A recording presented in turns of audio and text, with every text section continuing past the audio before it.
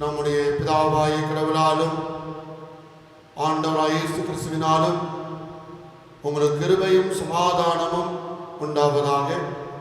கர்த்தர் தந்த இந்த பரிசுத்த ஓய்வு நாளுக்காக, குறிப்பாக பெந்தேகோஸ்து திருநாள் என்று அழைக்கப்படுகிற இந்த ஓய்வு நாளிலே தூய ஆவியானவருடைய கிருபைகளை அதிகமாய் பெற்றுக்கொள்ளவும் ஆண்டவரை மகிமைப்படுத்தவும் அழைக்கப்பட்டிருக்கிறோம்.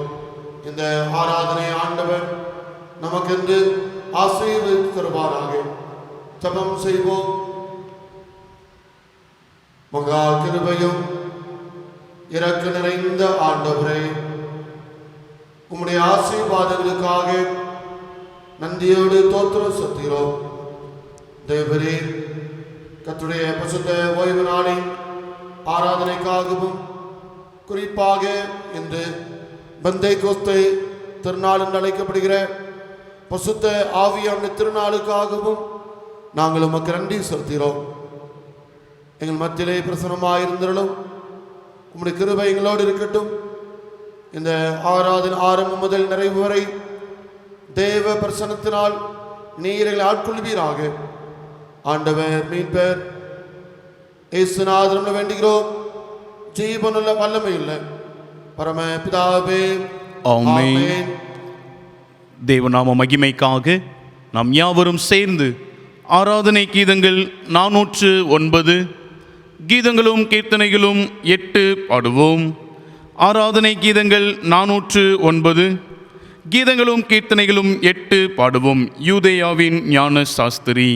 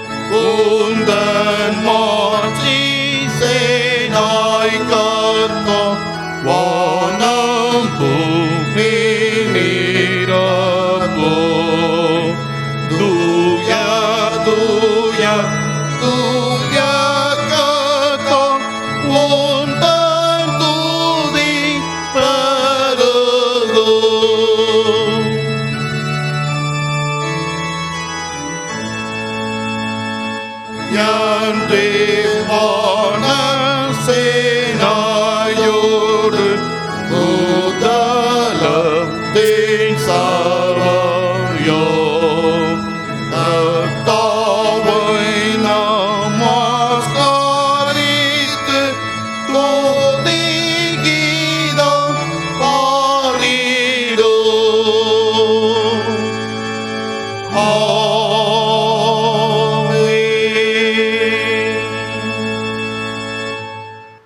இது கர்த்தர் உண்டு பண்ணின நாள், இதிலே களிகூர்ந்து மகிழ கடவோம். தேவன் ஆவியாயிருக்கிறார், அவரை தொழுது கொள்ளுகிறவர்கள் ஆவியோடும் உண்மையோடும் தொழுது கொள்ள கடவோம். நாம் யாவரும் சேர்ந்து பொதுவான பாவ அறிக்கை ஜெபத்தை ஏறெடுப்போம். சர்வ வல்லமையும் மிகுந்த இரக்கமும் உள்ள பிதாவே, தப்பிப்போன ஆடுகளைப் போல நாங்களுடைய வழிகளை விட்டு வழிவு அலைந்து போனோம்.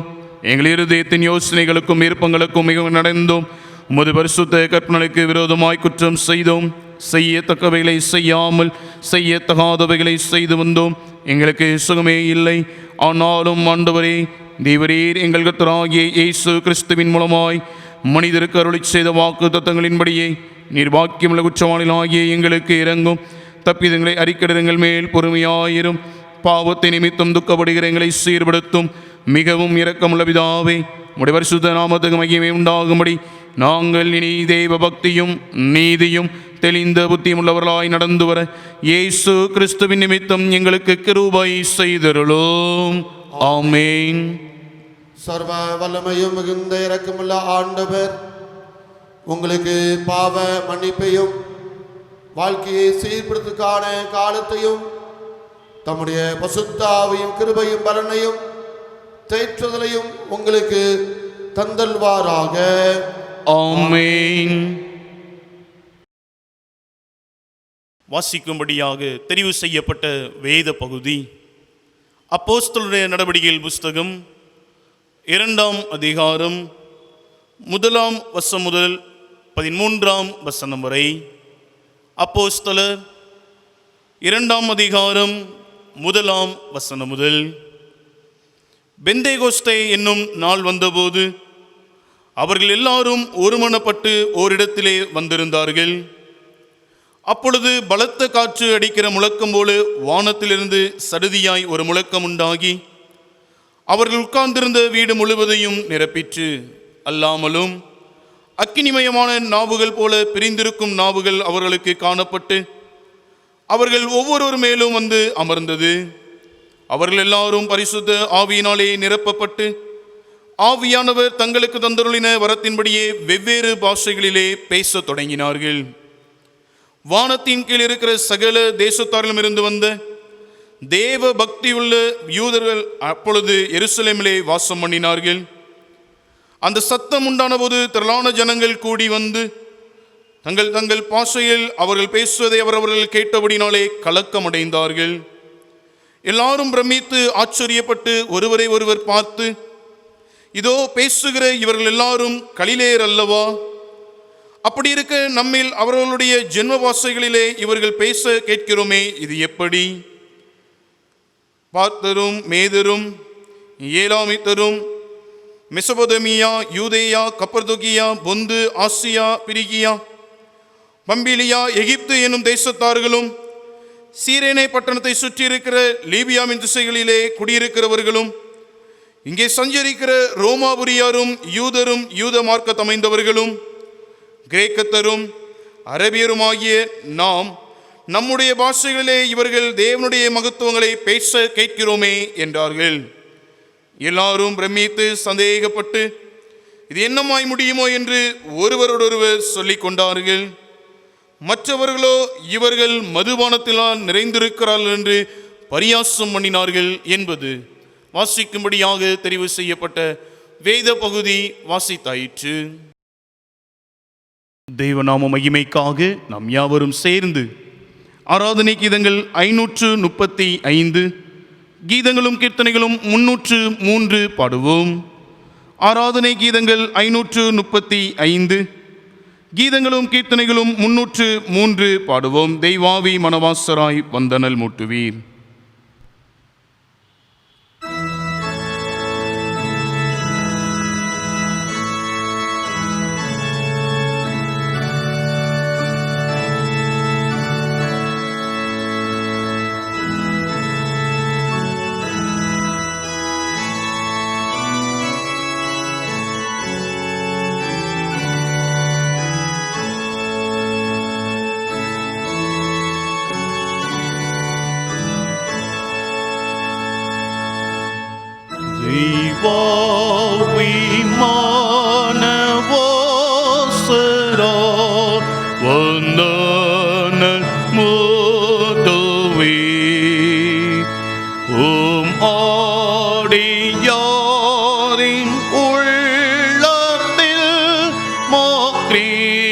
மாற்றியாய் செய்கவே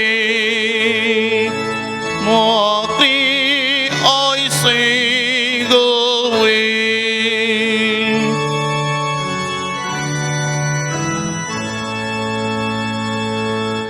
நீ ஜோதி போன்ற ஆசிக்கு நீ பாந்த ஸ்தேதியோ என் கேடும் காட்டி ஜீவனோமை பாதை காண்பியோ மெய் பாதை காண்பியோ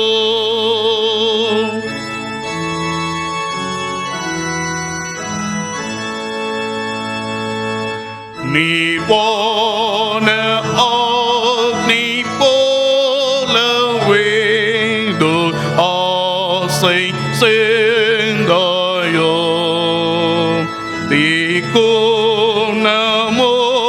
சுட்டதி பொல்லாத செய்காயோ பொல்லாத செய்காயோ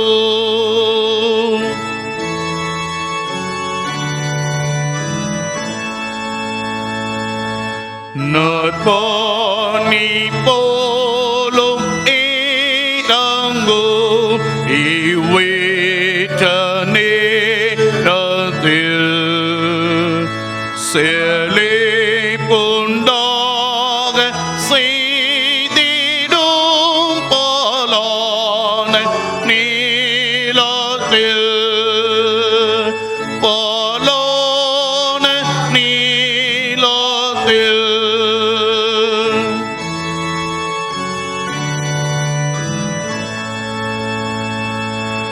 ஊராவை போல சாந்தமோ நீ சாத்தாய் வேதைப்பே மெய் சமாதானம் ஆறுதல் நசீரும் ஆருள்வே நசீரும் ஆருள்வே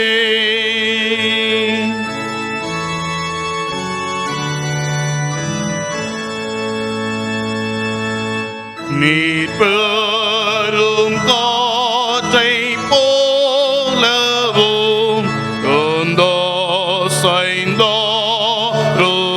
கொண்டோசைந்தோருளோம் கால் நாஞ்சை மாற்றி பேரான்போய் நான்கோ நராசையோ நான்கோ நராசையோ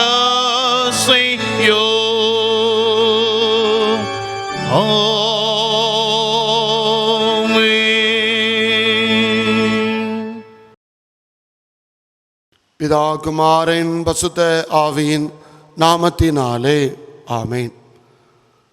அருமையான கர்த்தருடைய பிள்ளைகளே, ஆண்டவராகிய இயேசு கிறிஸ்துவின் இனிதான நாமத்தில் உங்களை அன்போடு வாழ்த்துவதில் மிகுந்த மகிழ்ச்சி அடைகிறேன். பசுத்த ஆவியானவரின் திருநாளாக இந்த நாள் அழைக்கப்படுகிறது. பெந்தேகோஸ்தே திருநாள் என்று சொல்லப்படுகிறது. தேவனுடைய பிள்ளைகளே, பென்டா என்றால் 50 என்று அர்த்தம். ஆண்டவராகிய இயேசுநாதர் உயிர்த்தெழுந்த பின்பு 50வது நாளிலே திருச்சபையிலே உலகத்திலே வெளிப்படையாக பசுத்த ஆவியானவர் ஊற்றப்பட்டார், பசுத்த ஆவியானவர் கொடுக்கப்பட்டார். ஆதலால் தான் இந்த நாளை பெந்தேகோஸ்தே திருநாள் என்று நாம் அழைக்கிறோம். பென்டா என்றால் 50. இயேசுநாதர் உயிர்த்தெழுந்த 50வது நாளிலே வெளிப்படையாக ஆவியானவர் கொடுக்கப்பட்டார், ஊற்றப்பட்டார். பழைய ஏற்பாட்டிலே ஆவியானவர் குறிப்பிட்ட நோக்கத்தோடு குறிப்பிட்ட பணிகளை செய்வதற்காக குறிப்பிட்ட மக்களுக்காக கொடுக்கப்பட்டவர். கடந்த ஞாயிற்றுக்கிழமையிலே நாம் சிந்தித்தோம், மாம்சமான யாவர் மேலும் என் ஆவியை ஊற்றுவேன். அது பசுத்த ஆவியானவருடைய வாக்கு தத்தம். அந்த வாக்கை இந்த நாளிலே உலகத்திற்கு கொடுக்கப்பட்டது. ஆதலால் தான் இதை பெந்தைக்கோஸ்தை திருநாள் என்று அழைக்கிறோம். அப்போஸ்தலர்களின் புஸ்தகத்திலே வாஸ்து பார்க்கும் போது 2ஆம் அதிகாரத்திலே இவ்விதமாய் நமக்கு கொடுக்கப்படுகிற அருமையான வார்த்தை என்னவென்று சொன்னால், பெந்தைக்கோஸ்தே என்னால் வந்தபோது எல்லாரும் ஓரிடத்திலே கூடினார்கள்.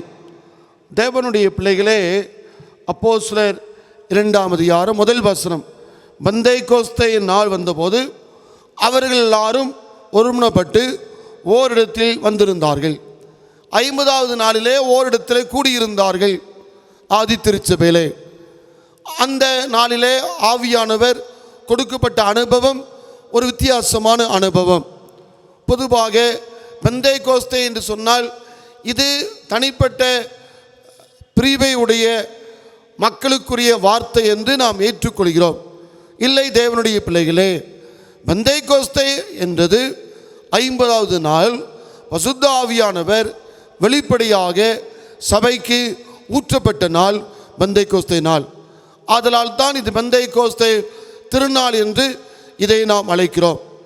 ஆதி திருச்சபையிலே அந்த 120 நபர்கள் பல்வேறு நாடுகளிலிருந்து வந்து ஒன்றுபோல் ஆண்டவரை ஆராதிக்கும் போது ஆவியானவர் வெளிப்படையாக ஊற்றப்பட்டார். இன்னும் சொல்லப்போனால் பசுத்த ஆவியானவரை பற்றி பல விதமான உருவகங்கள் சொல்லப்படுகிறது. ஒன்று, அது தீ அக்னியை போன்று, இரண்டாவது காற்றை போன்று, மூன்றாவது சத்தத்தை போன்று, நான்காவது தண்ணீரை போன்று.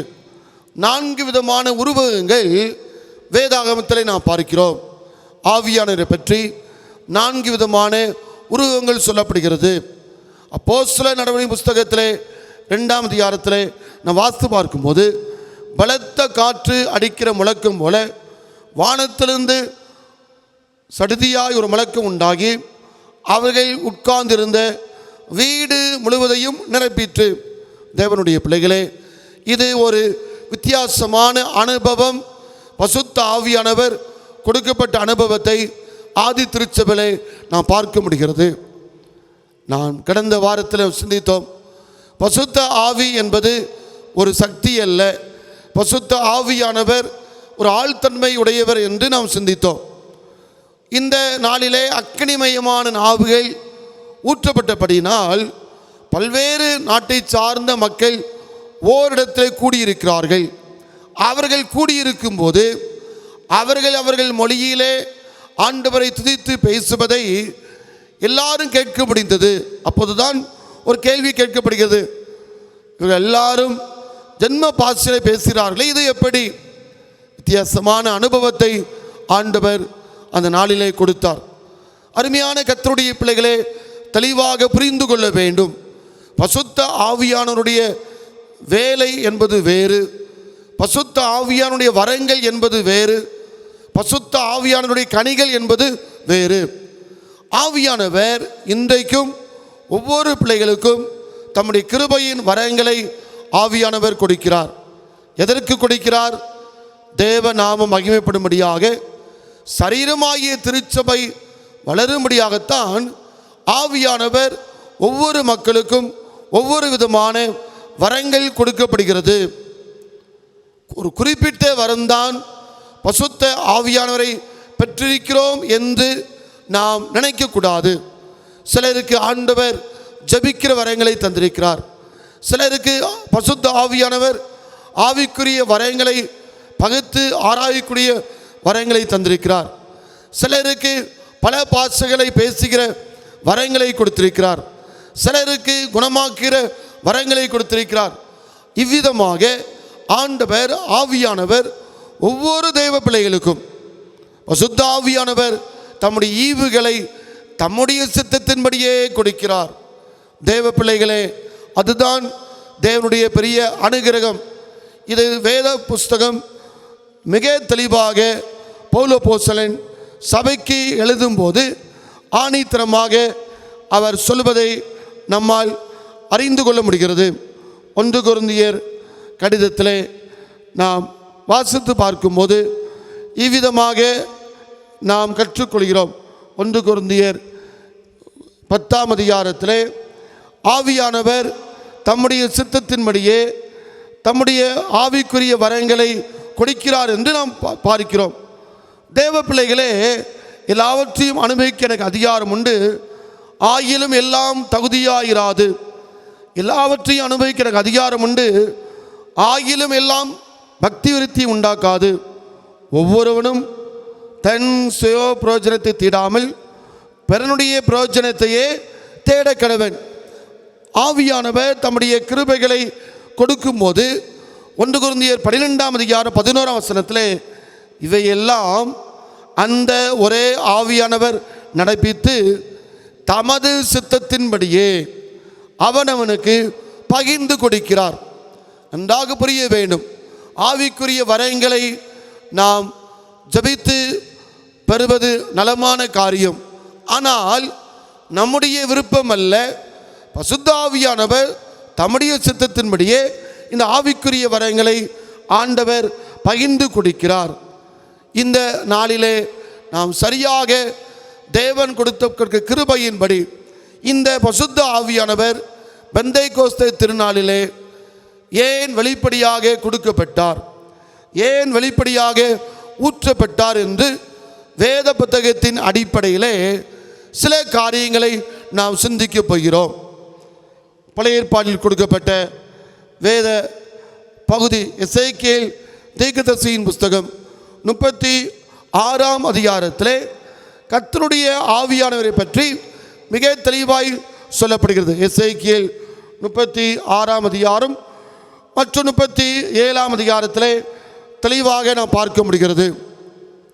36ஆம் அதிகாரத்திலே 24ஆம் வசனம் முதல் வாசித்து பார்த்தால் அங்கு தீர்க்கதரிசி அழகான சத்தியத்தை அவர் கற்றுக் கொடுக்கிறார்.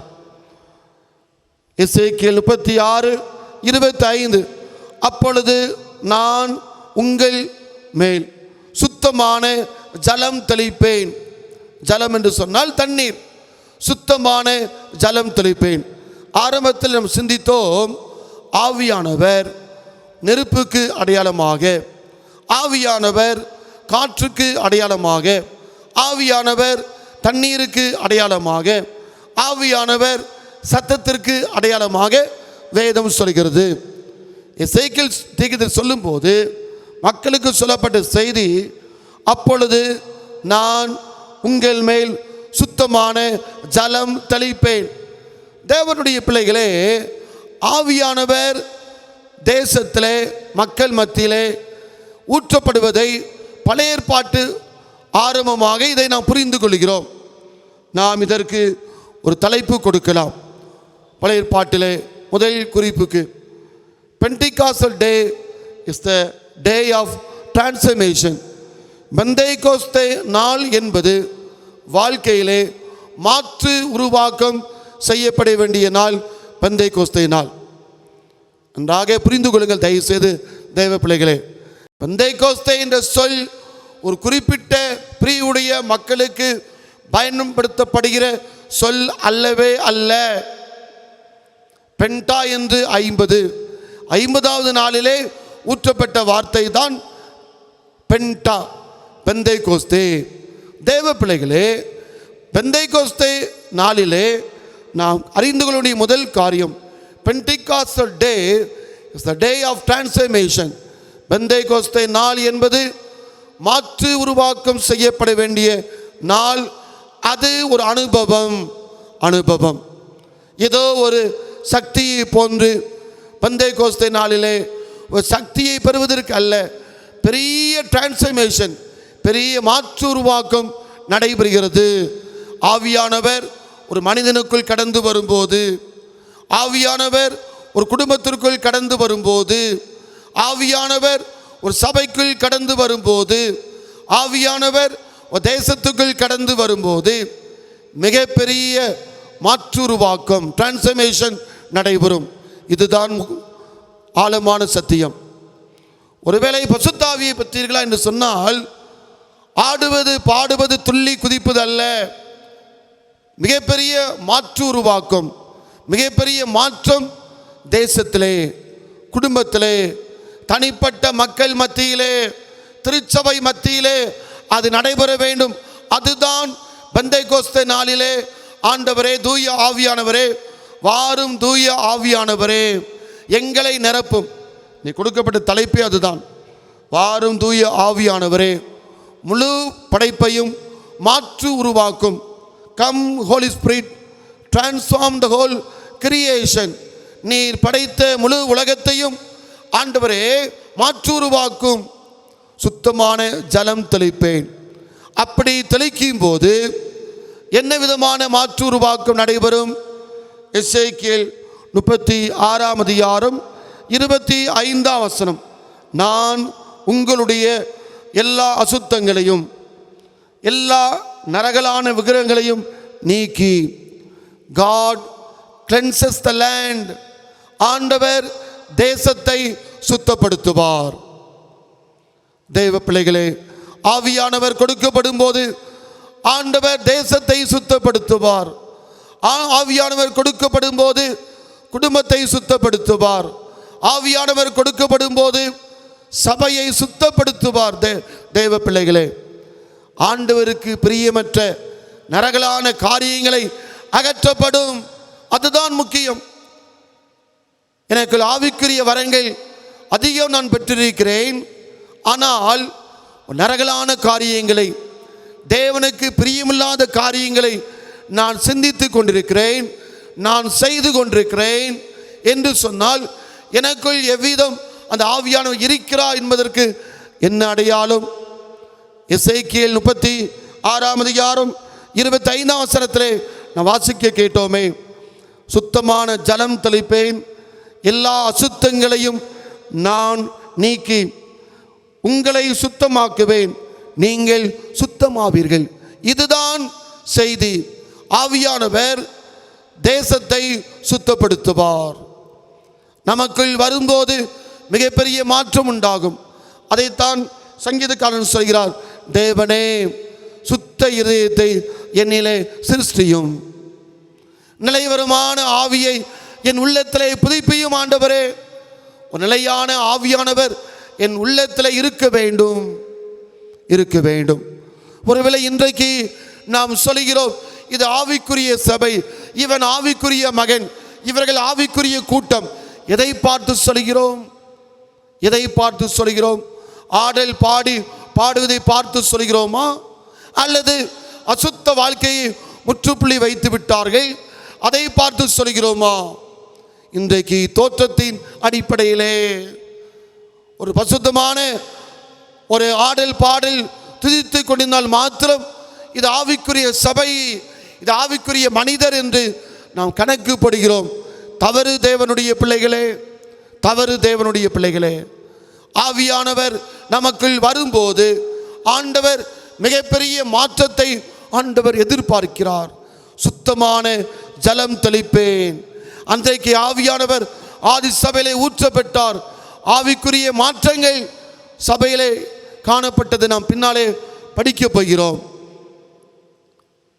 God cleanses the land. அதோடு மாத்திரமல்ல, God cleanses the heart. இருதயத்தை ஆண்டவர் சுத்தப்படுத்துவார்.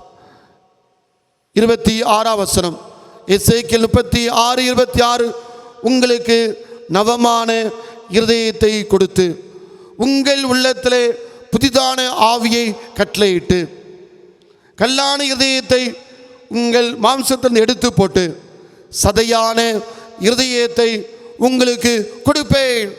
இங்கே மிகப்பெரிய சேஞ்சஸ், மாறுதல் நடைபெறுகிறது. மிகப்பெரிய டிரான்ஸ்ஃபர்மேஷன். ஸ்டபன் நேச்சர், கடின இருதயம் மாற்றப்படுகிறது.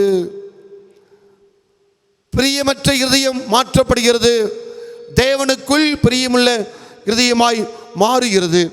எசேக்கியேல் 11 19 நாம் படிக்கிறோம், நான் அவர்களுக்கு ஏக இருதயத்தை தந்து, ஒரு நல்ல உன்னதமான இருதயத்தை நான் தந்து உள்ளத்தில் புதிய ஆவியை கொடுத்து கல்லான இதயத்தை மாம்சம் எடுத்து போட்டு சதையான இதயத்தை அவர்களுக்கு அருளுவேன். இதே தான் பின்னாலே சொல்கிறார். ஏற்கனவே கொடுக்கப்பட்ட செய்தி மீண்டும் ஊர்ஜிதப்படுத்தப்படுகிறது. ஆண்டவர் புதிய இருதயத்தை கொடுப்பவர். நமக்குள் புதிய இருதயம் வரும்போது என்ன நடக்குமாம்? எரேமியாவின் தீர்க்கதரிசியின் புஸ்தகம் 24ஆம் அதிகாரம் 7ஆம் வசனத்திலே, நான் கர்த்தர் என்று அறியும் இருதயத்தை அவர்களுக்கு கொடுப்பேன், அவர்கள் முழு இருதயத்தோடும் என்னிடத்திற்கு திரும்புவார்கள். தேவ பிள்ளைகளே, நவமான இருதயம் வரும்போது என்ன நடக்கும்? நான் கர்த்தர் என்பதை அவர்கள் அறிந்து கொள்வார்கள். மாம்ச இருதயம் இருக்காது. மாம்சத்தின்படி அவர்கள் சிந்திக்க மாட்டார்கள். அவர்கள் புதிய ஆவியானவரை, தூய ஆவியானவரை அவர்கள் பெற்ற பின்பு நவமான இருதயம் அவர்களுக்குள் வந்துவிடும். நான் கர்த்தர் என்பதை அவர்கள் அறிந்து கொள்வார்கள். அருமையான கர்த்தருடைய பிள்ளைகளே, தூய ஆவியானவர் தேசத்தை சுத்தப்படுத்துவார். தூய ஆவியானவர் ஒரு புதிய இருதயத்தை நமக்கு கொடுப்பார்.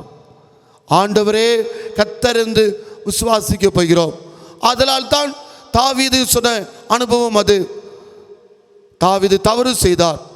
நாத்தான்வேல் தீர்க்கதரிசி எச்சரிக்கிற போது தேவனே என்று கதறி தூய ஆவியானவருக்காக, தூய ஆவியானவர் தம்முடைய இருதயத்தில் வாசம் பண்ண வேண்டும், தூய ஆவியானவர் இருதயத்தை தங்க வேண்டும் சொல்லி புதிய இருதயத்திற்காக ஜெபித்தார். தேவ பிள்ளைகளே, இந்த பெந்தைக்கோஸ்து திருநாளிலே நீங்கள் நானும் தேவனை நோக்கி எதிர்பார்க்க வேண்டிய காரியம், கேட்க வேண்டிய காரியம், ஆண்டவரே எங்களுக்குள் புதிய இருதயத்தை தாரும் ஆண்டவரே. கல்லான இருதயம் வேண்டாம். கேட்டு கேட்டு என் இருதயம் அனைத்தும் கடினப்பட்டு போய்விட்டது. எத்தனை பிரசங்கத்தை கேட்டாலும் என் இருதயம் மாறவில்லையே. என் வாழ்க்கையிலே மிகப்பெரிய மாற்றுருவாக்கத்தை நான் காண முடியவில்லையே. நான் பிறரை பகைக்கிறேன், பழிக்கு பழி வாங்க வேண்டும் நினைக்கிறேன், பிறரோடு இன்னும் நான் பேசாமல் இருக்கிறேன், பிறரை காயப்படுத்துகிறேன், பிறரை குற்றப்படுத்துகிறேன். அது எப்படியா நான் ஆவிக்குரிய மனிதன் என்று சொல்வது? ஆவிக்குரிய சபை என்று எப்படி சொல்வது?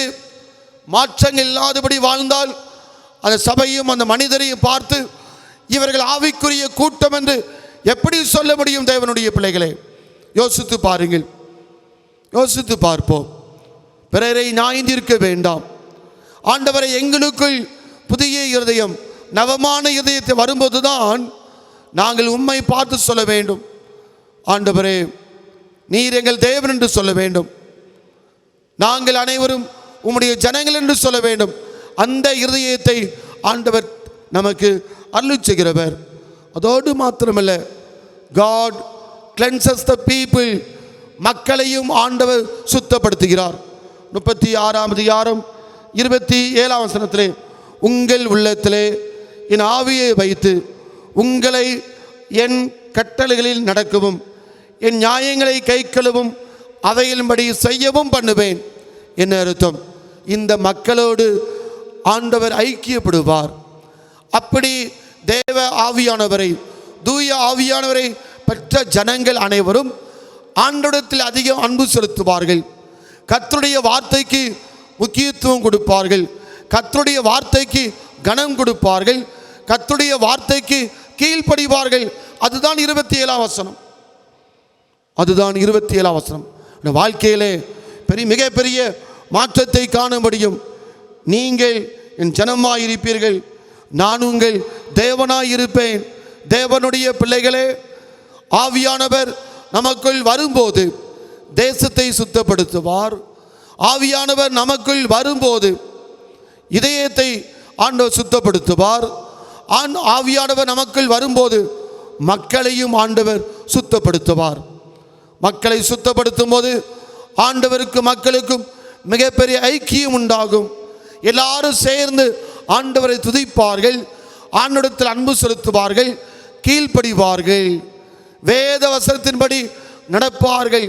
இதுதான் ஆவியானவர் ஒரு மனிதனுக்குள் இருக்கும்போது, ஆவியானவர் ஒரு குடும்பத்துக்குள் இருக்கும்போது, ஆவியானவர் ஒரு சபைக்குள் இருக்கும்போது, ஆவியானவர் தேசத்துக்குள் இருக்கும்போது, நீங்கள் எல்லாரும் சொல்லியாக வேண்டும். வாரும் தூய ஆவியானவரே, முழு படைப்பு அனைத்தையும் மாற்றுருவாக்கும் ஆண்டவரே. என்னிலே தூய சிந்தை தேவை, தூய எண்ணம் தேவை, தூய பார்வை தேவை, தூய செயல்பாடு தேவை. தைரியத்தோடு சொல்ல வேண்டும். ஆண்டவர் அழைக்கிறார். அதோடு மாத்திரமல்ல, தூய ஆவியானவர் நமக்கு வரும்போது மிகப்பெரிய மாற்றத்திலே ஆசீர்வாதத்தின் அடையாளமாக சொல்லப்படுகிறது. 29-30 வசனத்திலே, நான் ரட்சித்து பூமியை பெருக பண்ணுவேன்.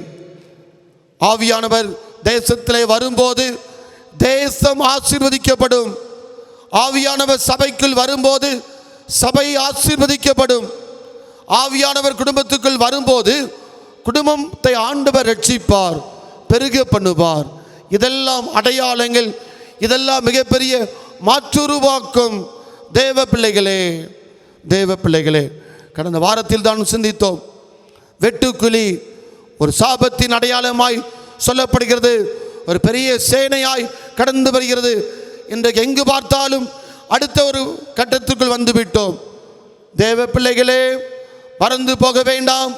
உலகத்தின் கடைசி முனியிலே வந்துவிட்டோம். தேவனுடைய ஆளுகை உலகத்திலே வந்துவிட்டது. அவனுடைய அரசாட்சி தொடங்கிவிட்டது.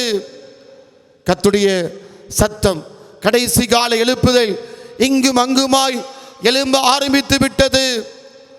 நாம் செய்ய வேண்டிய காரியம், வாரும் தூய ஆவியானவரே, எங்களை புதுப்பியும் ஆண்டவரே. தேசத்தை புதுப்பியும், இதயத்தை புதுப்பியும், மக்களை புதுப்பியும். மக்களுக்கு மிகப்பெரிய செழிப்பை தாரும் ஆண்டவரே. அதே எசேக்கியேல் 36, 33 முதல் 35 சொல்லப்படுகிறது.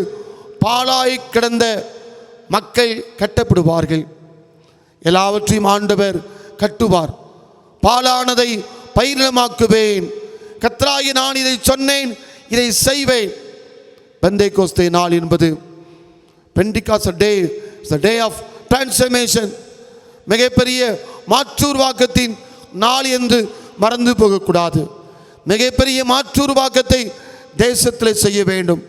அவரவர் குடும்பத்திலே ஆண்டவர் செய்ய போகிறார், சபையிலே செய்ய போகிறார்.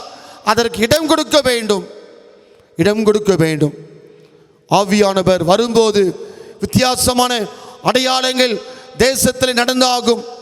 ஆவியானவர் வரும்போது வித்தியாசமான முறையிலே ஆண்டவர் எல்லாரையும் எழுப்ப போகிறார். அதுதான் சத்தியம். இரண்டாவது நாம் திருப்பிக் கொள்வோம். அப்போஸ்தலர்களின் புஸ்தகம் 2ஆம் அதிகாரத்திலே நாம் பார்த்தோம். Pentecost day is a day of revival. முதலாவது நாம் பார்த்தோம் டிரான்ஸ்ஃபர்மேஷன், மிகப்பெரிய மாற்றுருவாக்கம்.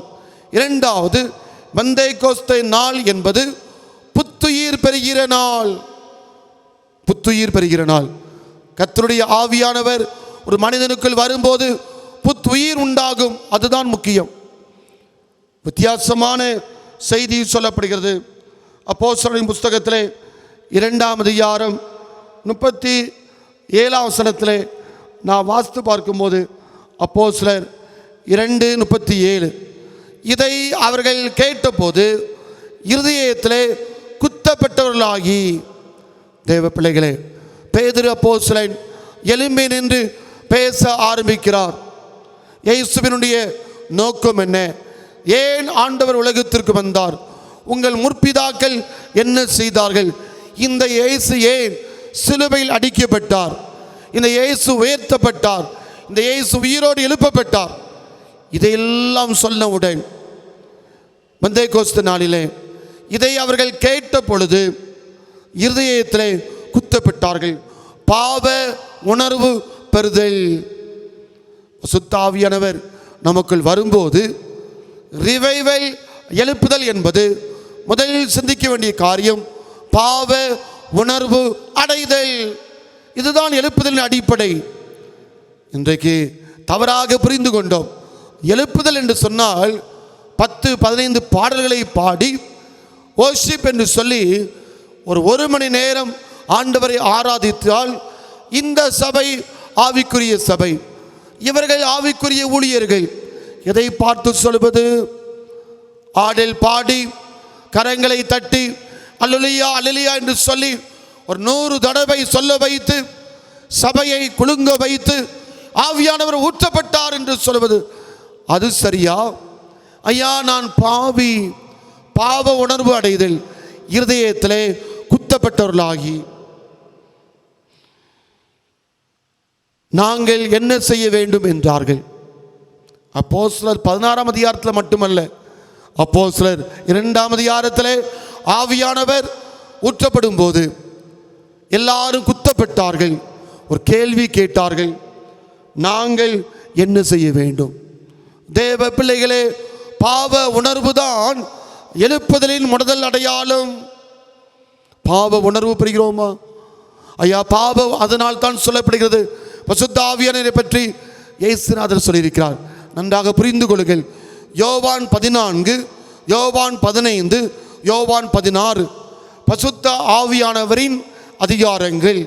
இதிலே நீங்கள் ஆழமாய் வாசிக்க வேண்டும். இயேசுநாதரே சொல்லப்பட்ட வார்த்தை. அவர் பாவத்தை குறித்தும் நீதியை குறித்தும் கண்டித்து உணர்த்துவார். யார்? பரிசுத்த ஆவியானவர். இந்த பரிசுத்த ஆவியானவர் பாவத்தை குறித்து நீதியை குறித்து கண்டித்து உணர்த்துகிறவர். நமக்குள் அந்த உணர்வு வந்து விட்டதா? ஐயா, நான் தவறு செய்து விட்டேன். அப்படியானால் பரிசுத்த ஆவியானவர் நம்மோடு இருக்கிறார். பரிசுத்த ஆவியானவர் நம்மோடு இடைபெறுகிறார். பாவ உணர்வு எழுப்புதல் என்பது பாவ உணர்வு தான் முதல் அடையாளம். அதோடு மாத்திரமல்ல, 38ஆம் வசனத்திலே நீங்கள் மனம் திரும்பி நீங்கள் பாவ அறிக்கை செய்ய வேண்டும்.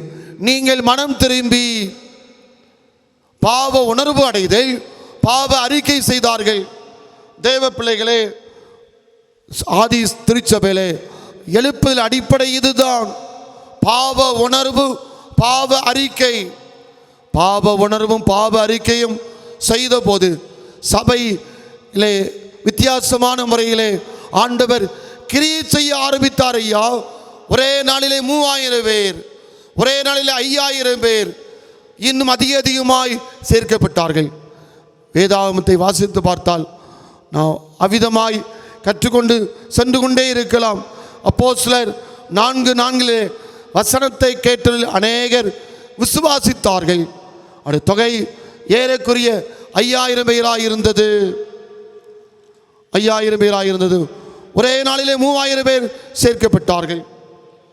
தேவனுடைய கிருபையினால் நியூ லைஃப், வாழ்விலே புதிய வாழ்வு ஆரம்பமானது. ஆதி திருச்சபையிலே புதிய வாழ்வை அவர்கள் அமைத்து கொண்டார்கள். புதிய வாழ்வை முறை எப்பேற்பட்ட புதிய வாழ்வு என்று சொன்னால், அப்போஸ்தலர் 2:42 அவர்கள் அப்போஸ்தலருடைய உபதேசத்திலும் அந்நியோன்யத்திலும் அப்பமிருக்கதிலும் ஜெபம் பண்ணிதிலும் உறுதியாய் தரித்திருந்தார்கள்.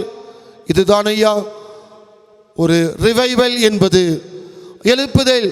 ஒருமனப்பட்டார்கள். ஒருமனமான மனம் இருந்தது. எப்போதும் கூடி வந்து ஆண்டவரை ஆராதித்தார்கள். வசனத்திற்கு முக்கியத்துவம் கொடுத்தார்கள். தேவ பிள்ளைகளே, வாழ்வை பகிர்ந்து கொண்டார்கள். வாக்கு தத்தத்தை பகிர்ந்து கொண்டார்கள். விசுவாசத்தை பகிர்ந்து கொண்டார்கள். வல்லமையை பகிர்ந்து கொண்டார்கள். ஆதி திருச்சபையிலே எல்லாம் நடைபெற்றது. எல்லாருக்கும் பயம் உண்டாயிற்று. அப்போஸ்தலராலே அநேக அற்புதங்களும் அடையாளங்களும் செய்யப்பட்டது. தேவ பிள்ளைகளை, இன்றைக்கும் பரிசுத்த ஆவியானவர் நமக்குள் வரும்போது பாகுபாடு இன்றி எல்லா மக்களையும் ஆண்டவர் நிரப்பும் போது அந்த திருச்சபை புத்துயிர் பெறும். ரிவைவல், எழுப்புதல் அடையும். ஆரம்பத்தில் சொன்னேன், பாவ உணர்வு, பாவ அறிக்கை செய்யும் போது சபை மக்கள் மத்தியிலே வித்தியாசமான எழுப்புதல், வாழ்விலே வித்தியாசமான எழுப்புதல். வாக்கு தத்தத்தை அவர்கள் பகிர்ந்து கொண்டார்கள். வாக்கு தத்தமானது உங்களுக்கும் உங்கள் பிள்ளைகளுக்கும் நம்முடைய தேவனாய கர்த்தர் வரவழைக்கும் தூரத்தில் யாவருக்கும் உண்டாயிருக்கு என்று சொன்னார்கள். வாக்கு தத்தத்தை நம்பினார்கள். இந்த வாக்கு தத்தத்தை பகிர்ந்து கொண்டார்கள். ஐயா, விசுவாசத்தை பகிர்ந்து கொண்டார்கள். தேவ பிள்ளைகளே, விசுவாசத்தை பகிர்ந்து கொள்ள போதுதான் எந்த திருச்சபையிலே எந்த சபை வேதனைப்படுகிறதோ அந்த சபையிலே விசுவாசிகள் ஒருவருக்கொருவர் உதவி செய்தார்கள் ஐயா, உதவி செய்தார்கள். நாம் கொரிந்தியர்கள் கடிதத்திலே வாசித்து பார்க்கும் போது ஆழமாய் கற்றுக்கொள்கிறோம். மக்கதோனியா திருச்சபையின் பிள்ளைகள் எவ்விதம் செயல்பட்டார்கள் என்று நாம் கற்றுக்கொள்கிறோம். தேவ பிள்ளைகளே, விசுவாசத்திலே பகிர்வு வல்லமையை பகிர்ந்து கொண்டார்கள். தைரியமாய் பேதுரு யோவான் சொன்னார், இயேசுவின் நாமத்தினால் நீ எழுந்து நட. ரிவைவல் என்பது இதுதான், எழுப்புதல் என்பது இதுதான். விசுவாசத்தை பகிர்ந்து கொள்ள வேண்டும், வாக்குத்தத்தத்தை பகிர்ந்து கொள்ள வேண்டும், வல்லமையை பகிர்ந்து கொள்ள வேண்டும், ஆண்டவர் தந்த விடுதலையும் பகிர்ந்து கொள்ள வேண்டும். ஆண்டவர் சபையிலே மிகப்பெரிய எழுப்புதல் செய்தார். இன்றைக்கு திருச்சபைக்கு தேவை பசுத்த ஆவியானவர் தேவை, மறந்து போகக்கூடாது. இன்றைக்கு நாம் குழப்பம் அடைகிறோம். ஆவிக்குரிய வரங்களை வைத்துக்கொண்டு, ஒரே ஒரு குறிப்பிட்ட வரத்தை வைத்துக்கொண்டு இதுதான் எழுப்புதலான சபை என்று எண்ணுகிறோம். இல்லை தேவ பிள்ளைகளே, சபையிலே மாற்றங்கள் இருக்கிறதா? அந்த குடும்பத்திலே மாற்றம் இருக்கிறதா? ஆண்டவர் எதிர்பார்க்கிறார். நிச்சயம் இப்பேற்பட்ட எழுப்புதலை ஆண்டவர் எல்லா திருச்சபையிலும் ஆண்டவர் கட்டளிடுவாராக. இந்த பெந்தைக்கோஸ்தை திருநாளிலே பாரத்தோடு ஜெபிக்கும்படியாய் அழைக்கப்படுகிறோம். பசுத்த ஆவியானவர் பெந்தைக்கோஸ்தை நாளிலே புத்துயிர் அளிக்கும் நாள். நாம் பார்த்தோம், பெந்தைக்கோஸ்தை நாள் என்பது மாற்று உருவாக்கத்தின் நாள். பெந்தைக்கோஸ்தை நாள் என்பது புத்துயிர் உருவாக்கத்தின் நாள். பெந்தைக்கோஸ்தை நாள் என்பது ஒரு புதிய ஆளுகையின் நாள். மூன்றாவது நாம் சிந்திக்க போகிறோம். யோவான் எழுதின சுவிசேஷம் 20ஆம் அதிகாரம் 19 முதல் 23 வரை. Pentecost day, the day of new order, புதிய ஆளுகையின் நாள் ஆரம்பம். யோவான் 20ஆம் அதிகாரத்திலே ஆண்டவராகிய இயேசுநாதர் சொல்லும்போது 19ஆம் வசனம் சொல்கிறார், அவர்கள் மேல் ஊதி 22 பசுத்த ஆவியை பெற்றுக்கொள்ளுங்கள். முதலாவது சொல்லப்பட்ட வார்த்தை, பிதா என்னை அனுப்பினது போல நானும் உங்களை அனுப்புகிறேன். ஒரு நியூ ஆர்டர், புதிய ஒழுங்கு என்பது என்ன? பசுத்த ஆவியானவர் ஒரு மனிதனுக்குள் கடந்து வரும்போது முதலாவது அந்த மனிதனுடைய வாழ்க்கையிலே மிகப்பெரிய சமாதானத்தை காண முடியும். அதனால் தான் யோவான் 14ஆம் அதிகாரத்திலே வாசித்து பார்க்கிறோம், உங்கள் இருதயம் கலங்காமலும் பயப்படாமலும் இருப்பதாக. யோவான் 14 இன்னும் படிக்கும் போது சமாதானத்தை உங்களுக்கு வைத்து போகிறேன். தேவ பிள்ளைகளே, பசுத்த ஆவியானவர் நமக்குள் இருக்கும்போது வேதனையிலும் சமாதானம், வியாதியிலும் சமாதானம், பலவீனங்களிலும் சமாதானம். உலகத்தில் இருக்கிற வரைக்கும் போராட்டங்கள் உண்டு, பாடுகள் உண்டு, கஷ்டங்கள் உண்டு, வேதனைகள் உண்டு, கண்ணீர் உண்டு. இவைகளுக்கு மத்தியிலே ஆண்டவர் தேவ சமாதானம் நமக்கு கிடைக்கும். இவர் சீசலை பார்த்து சொல்கிறார், நீ எல்லாம் உலகத்துக்கு புறப்பட்டு போங்க. அப்படி போகும்போது தேவ சமாதானம் உங்களோடு இருக்கும். அதனால் தான் சொல்லப்படுகிறது, அவர்கள் மேல் ஊதி பசுத்த ஆவியை பெற்றுக்கொள்ளுங்கள். ஆண்டவர் ஆதியிலே ஊதினார், ஜீவ ஆத்மா ஆனான். இப்போது சொல்லப்படுகிறது, அவர்கள் மேல் ஊதி பசுத்த ஆவியை பெற்றுக்கொள்ளுங்கள். அதோடு மாத்திரமல்ல, சொல்லப்படுகிற செய்தி ஒரு ஆழமான அதிகாரம். என்னுடைய பாவங்களை மன்னிக்கிறீர்களோ அவைகள் அவர்களுக்கு மன்னிக்கப்படும். தேவ பிள்ளைகளே, பிறருடைய பாவங்களை, எவருடைய பாவங்களை மன்னிக்கிறீர்களோ அவைகள் அவர்களுக்கு மன்னிக்கப்படும். பாவங்களை மன்னியாதிக்கிறீர்களோ அவைகள் அவர்களுக்கு மன்னிக்கப்படாதிருக்கும். இயேசுநாதர் முழு மனுக்குலத்தின் உருவகமாக எல்லாருடைய பாவங்களை மன்னித்தாரே, நீங்களும் இந்த மன்னிப்பின் அதிகாரத்தை பெற்றுக்கொள்ளுங்கள். இந்த மன்னிப்பின் அதிகாரத்தை பெற்றுக்கொண்ட நீங்கள் ஒருவருக்கொருவர் இணக்கமாய் வாழ்ந்து, அன்பாய் வாழ்ந்து, மன்னிப்பை வழங்கி கொண்டே இருங்கள். தேவ பிள்ளைகளை சிலர் சொல்லுவாங்க, நான் பரிசுத்தமாக இருக்கிறேன், ஆண்டவருக்கு பிரியமாக இருக்கிறேன், யாரிடமும் பேச மாட்டேன். இது சூப்பர் பரிசுத்தம் இல்லை? நான் யாரிடமும் பேச மாட்டேன், ஆண்டவரோடு தான் பேசுவேன். இல்லை தேவ பிள்ளைகளே, நீங்கள் நானும் உலகத்திற்கு இயேசு கிறிஸ்து அனுப்பப்பட்டிருக்கிறோம். தேவ ராஜ்யத்தை கட்டுவதற்கு அனுப்பப்பட்டிருக்கிறோம். மன்னிப்பின் தன்மையை பெற்றுக்கொள்வோம், ஒப்புரவாகுவோம். இதுதான் புதிய ஆளுகை. பரிசுத்த ஆவியானவர் வரும்போது நியூ ஆர்டர் என்று சொன்னால் இதுதான் சமாதானம், ஒப்புரவாகுதல், மன்னிப்பு. இந்த 3 செய்திகள் யோவான் 20:19 முதல் 23 வரை சொல்லப்பட்டிருக்கிறது. இந்த புதிய ஒழுங்குக்குள்ளாக நாம் வரப்போகிறோம். ஆவியானவர் எனக்குள் வந்துவிட்டார் என்று சொன்னால் இந்த புதிய ஒழுங்கு எனக்கு தேவை. நான் பிறரை மன்னிக்க வேண்டும், சமாதானத்தின் சுவிசேஷத்தை சொல்ல வேண்டும், ஒப்புரவாகுவதற்கு நான் பிரயாசப்பட வேண்டும். முழு உலகமும் இன்றைக்கு மாற்று உருவாக்கம் அடைய வேண்டுமே, அதற்கு நான் ஆசீர்வாதமாக இருக்க வேண்டுமே தவிர நான் இடையூறாக இருக்கக்கூடாது. இந்த பெந்தேகோஸ்தே திருநாளிலே ஆண்டவரே என்னை மாற்று உருவாக்கும், தேசத்தை, மக்களை. Pentecost day, day of transformation, மாற்று உருவாக்கும். Pentecost day, day of revival, அது ஒரு புத்துயிர் நாள். என்னை புதுப்பியும், குடும்பத்தை புதுப்பியும், சபையை புதுப்பியும். Pentecost day, day of new order, புதிய ஒழுங்கின் நாள். ஆவியானவர் நமக்குள் வந்தால் ஒரு கட்டுப்பாட்டை எதிர்பார்ப்பார், ஒரு ஒழுக்கத்தை எதிர்பார்ப்பார். தேவ பிள்ளைகளே, 2 தீமோத்தேயு 1:7 தேவன் நமக்கு பயமுள்ள ஆவியை கொடாமல் பலமும் அன்பும் தெளிந்த புத்தியுள்ள ஆவியை கொடுத்திருக்கிறார். The spirit of discipline. ஆவியானவர் வந்துவிட்டால் குடும்பம் ஒரு ஒழுங்குக்குள் வந்துவிடும்.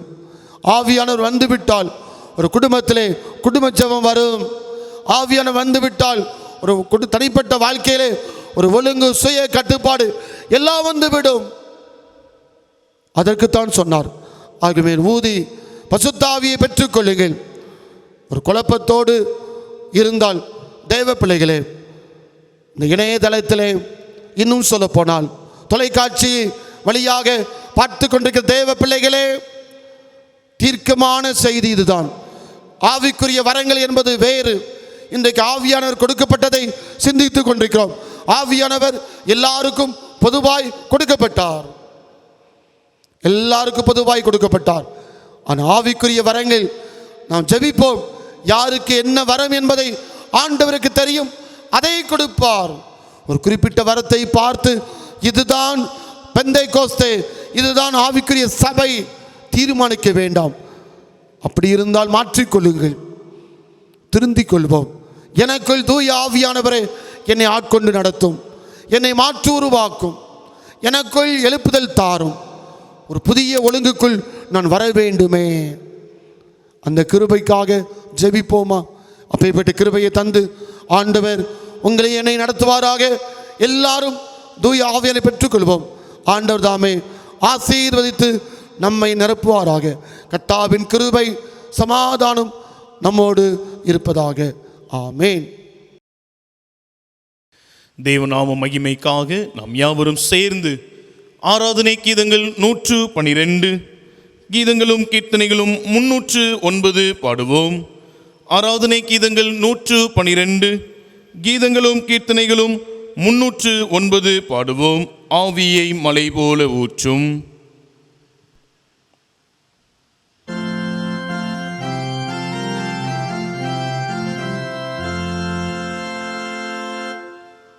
ஆவியை மலை போலே ஊற்றும், பல ஜாதிகளை இயேசு மாந்தையிற் கூட்டும், மாந்தையிற் கூட்டும். ஆவியை மலை போலே ஊற்றும், பாவிக்காய் ஜீவனை விட்ட கிறிஸ்தே, பரிந்து நீ பேசியே இறங்கிட செய்யோ, இறங்கிட செய்யோ. ஆவியை மலை போலே ஊற்றும், அன்பினால் ஜீவனை வேண்டி ஆவி அருள் மாறி பொழியவே பரலோகம் சென்றி பரலோகம் சென்றி அன்பினால் ஜீவனை வேண்டி இன்பப் பெருக்கிலே பொங்கி மகிழ ஏராளமான ஜனங்களை சேரோ ஜனங்களை சேரோ ஆவியை மலை போலே ஊற்றோ சிதறுண்டலைகிற ஆட்டை பின்னும் தேடி பிடித்து நீ தூக்கி சுமந்து தூக்கி சுமந்து சிதறுண்டலைகிற ஆட்டை பதறாதே நான் தானும் நல்மேய்ப்பன் இயேசு வாக்கியரனும் நல் வாக்கை அருளோ வாக்கை அருளோ ஆவியை மலை போலே ஊற்றோ காத்திருந்த பல வேரோ ஆன கடினங்கொல்லாமுன்னை பாதம் சேரோ பாதம் சேரோ காத்திருந்த பல வேரோ தோத்திர கீதங்கள் பாடி புகழ்ந்து சுத்தலோகம் வர தூயாவி ஊற்றோ தூயாவி ஊற்றோ ஆவியை மலை போலே ஊற்றோ தோத்திர கீதங்கள் பாடி எங்கும் சுவிசேஷ ஜெயத்தையை நிதம் நீதம் தேடி நிதம் நீதம் தேடி தோத்திர கீதங்கள் பாடி பாத்திரராக அநேகரெலும்ப பரிசுத்த ஆவியின் அருள் மாறி ஊற்றோ அருள் மாறி ஊற்றோ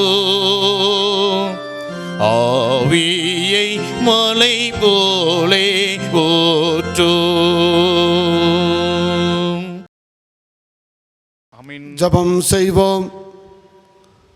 கிருபை மிகுந்த ஆண்டவரே, உம்முடைய ஆசீர்வாதங்களுக்காக உம்முடைய கிருபைகளுக்காக நன்றியோடு தோத்திரம் செலுத்துகிறோம்.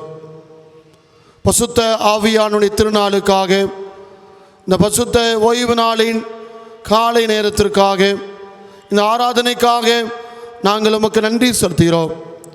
ஆவியானவரே, எங்கள் வாழ்க்கையிலே எப்போதும் நீ தங்க வேண்டும் ஜபிக்கிறோம். தகப்பனே, எங்களுக்குள்ளாக வாரும். நீர் எங்களை புதுப்பியும், எங்களை மாற்றுருவாக்கும்.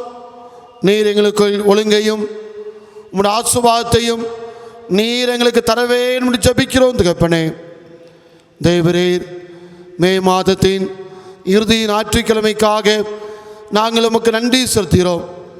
இந்த மாதம் முழுவதிலும் எங்களுடைய வாழ்விலே நீர் கொடுத்த ஆசீர்வாதங்கள், எங்கள் வாழ்விலே கொடுக்கப்பட்ட உம்முடைய புதிய கிருபைகள், புதிய இரக்கம், புதிய மேன்மை எல்லாவற்றுக்காக நாங்கள் தோத்திரம் செலுத்துகிறோம்.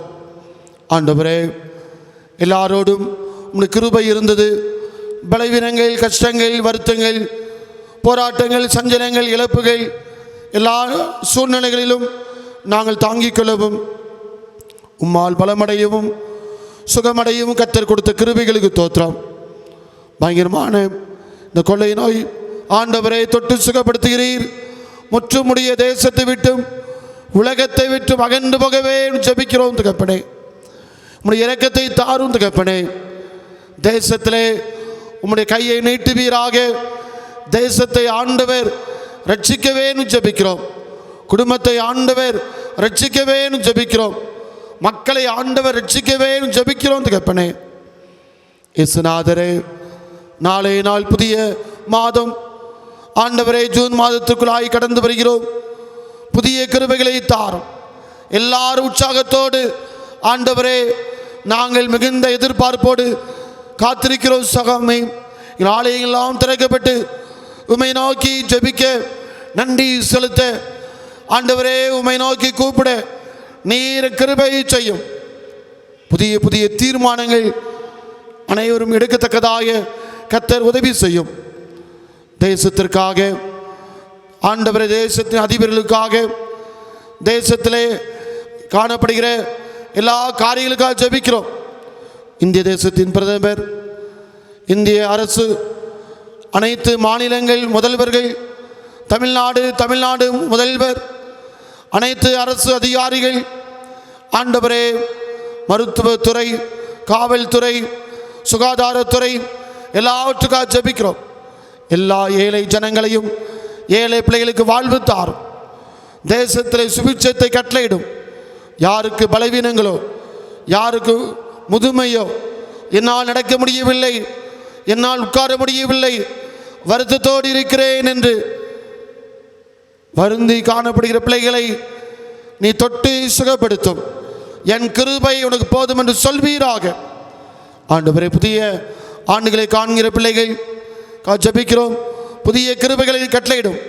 ஜூன் மாதத்தில் எங்களுடைய பிள்ளைகள் தமிழ்நாடு முழுவதும் 10th ஸ்டேட் போர்டு எக்ஸாம் எழுத போகிற எல்லா பிள்ளைகளுக்காக ஜெபிக்கிறோம். எல்லா பிள்ளைகளையும் உம்முடைய கிருபை இருக்கட்டும். இன்னும் மற்ற போர்டு எழுத போகிற எக்ஸாம்ஸ்க்காக நன்றி செலுத்துகிறோம். எழுதின தேர்வுக்காகவும் நன்றி செலுத்துகிறோம். தொடர்ந்து உம்முடைய கிருபை இருக்கட்டும். மேல்நிலை பள்ளிகளிலே நடந்து கொண்டிருக்கிற ஆண்டவரே விடைத்தாள்கள் திருத்துமணிக்காக ஜெபிக்கிறோம். எல்லாவற்றையும் ஆண்டவர் ஆசீர்வதித்தார். தேவரீ நல்ல சுகத்தையும் பலத்தையும் அனைவருக்கு கட்டளையிடும் தகப்பனே.